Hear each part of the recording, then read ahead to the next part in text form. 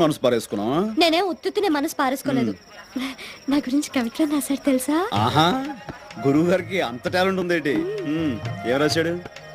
నాకు సిగ్గేస్తుంది, నువ్వే చదువు. అబ్బా, నాకెందుకమ్మా అంత అదృష్టం? నువ్వు చదివి వినిపించు, తరిస్తా.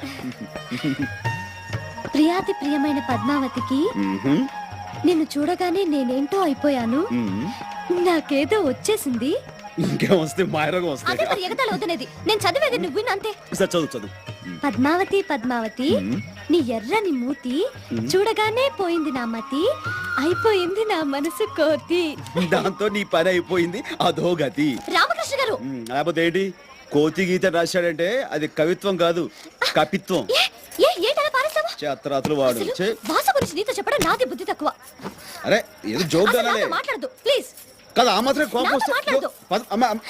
పద్మావతి, ఇంతే. ఏదో జోక్ అనాలి.